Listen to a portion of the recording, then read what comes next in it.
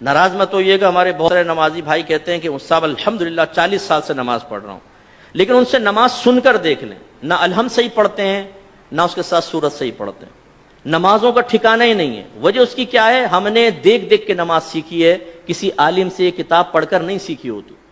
ہم مسجد میں آتے ہیں، ایک یوں تکبیر لگا،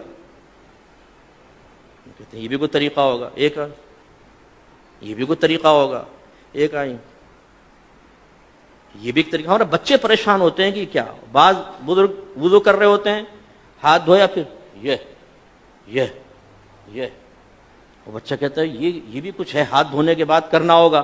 اب اسے پتہ نہیں یہ سنت ہے یہ خلاف سنت۔ ہمارے نوجوان بعض اوقات نماز پڑھ رہے ہوتے ہیں، پف نکلی ہوئی، ٹوپی غائب۔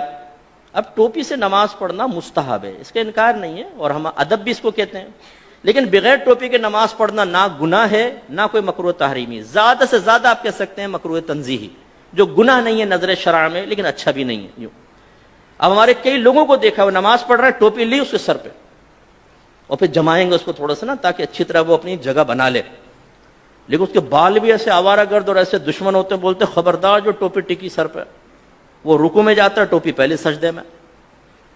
یہاں تک میں نے دیکھا ہے نوجوان سجدے میں گیا تو اس کو سجدے میں اس کے وہ جیسے نٹ کس رہے ہیں اس کے سر کے اوپر۔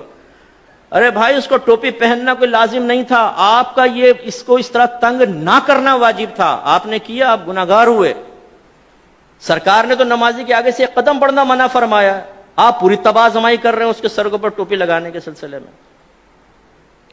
ایسی بیٹا آنکھیں بند کر کے نماز نہیں پڑھتے ہیں، آنکھیں کھول کر پڑھتے ہیں۔ حالانکہ فقہا نے واضح لکھا ہے کہ اگر آنکھیں بند کر کے خشوع و خضوع زیادہ ہوتا ہے تو مستحب ہے کہ آنکھیں بند کر کے نماز پڑھیں، اور اگر آنکھیں کھول کر نماز پڑھنے سے خشوع و خضوع آتا ہے، دنیاوی خیالات سے نجات پاتے ہیں، تو آنکھیں کھول کر پڑھنا مستحب ہے۔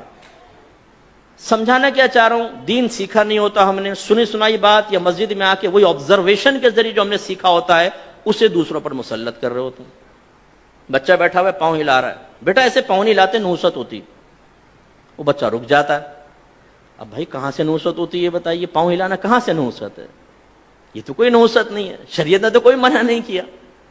لیکن وہی بچہ اگر فجر کی نماز چھوڑ رہا ہو تو اس کو اتنی سختی سے نہیں سمجھائیں گے نا، بچہ تھکا رہا ہے، رات میں سو گیا، کوئی بات، پوری رات محفل نعت میں شرکت کر کے سنی ٹناٹن قطعی جنتی نعت خانوں کی زبان پر فجر کی نماز چھوڑ رہا ہوتا ہے نا، نہ جماعت سے نماز پڑھے گا نہ فرض پڑھے گا، 4 بجے تک محفل ہوئی ہے، اس کے بعد اسکوٹر گھمایا، آ کے بستر پر سو گئے، مؤذن کہہ رہا حی علی الصلاۃ حی علی الفلاح، اور وہ تصوراتی اور خوابی دنیا سے جواب دے رہا ہے کہ حضور نعت خوانی میں شرکت کر تو لیے، جنتی ہو تو چکا ہوں، بلا حساب و کتاب تو ہم جنت میں چلے جائیں گے۔